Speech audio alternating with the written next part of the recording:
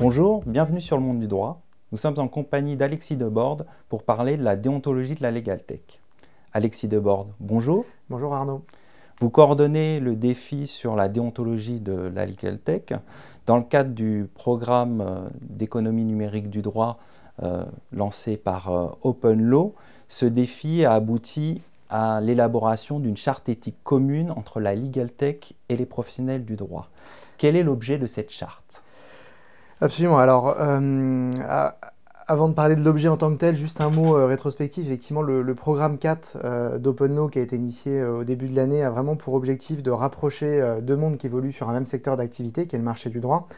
D'un côté, les legal tech, on va dire le monde nouveau, et de l'autre, tout ce qui touche aux professions traditionnelles. Et en fait, l'objectif de ce défi 1 est d'essayer de les rapprocher avec des valeurs communes.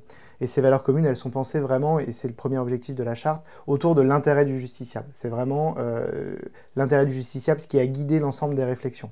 Alors, plusieurs étapes ont été menées. Une première étape en amont, dans laquelle on a rencontré un certain nombre de professions réglementées ou de représentants des professions réglementées, que ce soit avocats, notaires, huissiers, et puis également juristes d'entreprise, sous réserve qu'ils soient dans les professions réglementées, mais en tout cas dans le corps traditionnel de l'exercice du droit.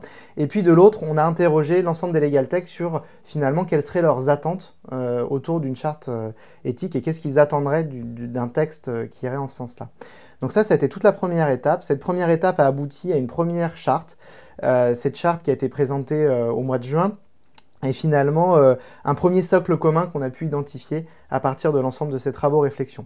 Actuellement, elle est en consultation. Ouais, elle est en consultation absolument sur Démocratie OS, qui est une plateforme qui permet de proposer des amendements et de contribuer à cette charte. D'ailleurs, j'invite tous les acteurs, qui soient professions réglementées ou représentants de la Legal Tech, à s'intéresser à ce texte et à proposer leurs amendements. On est vraiment sur une démarche qui est collaborative.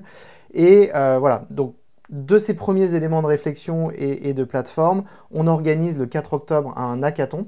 Ce hackathon va réunir à l'EFB l'ensemble des participants et des volontaires et aura pour objectif, pendant une journée, de travailler sur tous les amendements possibles de cette charte pour arriver à un texte définitif qui sera validé par une commission mixte. Alors que j'entends par commission mixte à la fois autant de représentants du monde de la Legal Tech que des professions traditionnelles du droit.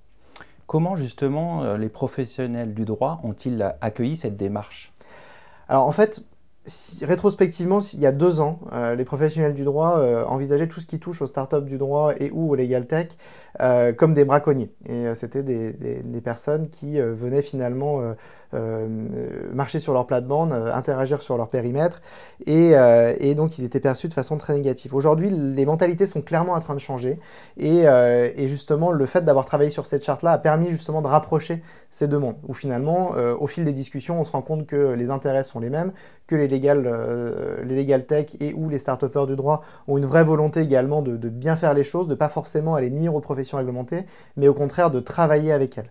Donc en termes d'appréhension, finalement, à la fois une évolution globale des mentalités, plus le travail de rencontre qu'on a fait au sein de la charte, ont vraiment permis de les faire évoluer, et ça, c'est vrai que c'est très très positif, et ça a été très intéressant. Le dernier point, c'est que vraiment, l'objectif de cette charte et l'objectif final de cette charte, c'est de travailler et d'être une source d'inspiration pour les ordres et ou les représentants des professions réglementées qui sont aujourd'hui dans une recherche de finalement, mais avec qui je peux travailler et en qui je peux faire confiance, où je peux en tout cas donner comme consigne à mes professionnels qui peuvent leur faire confiance. Et donc ils sont sur une logique de labellisation de technologies ou de legal tech existantes, et cette charte pourrait être justement un point de perspective et ils pourront s'en inspirer pour tout ce qui touche à la validation des legal tech avec lesquelles les professions réglementées pourraient travailler.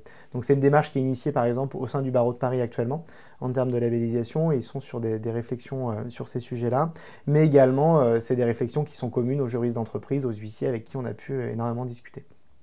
Alexis Deborde, merci. Merci Arnaud.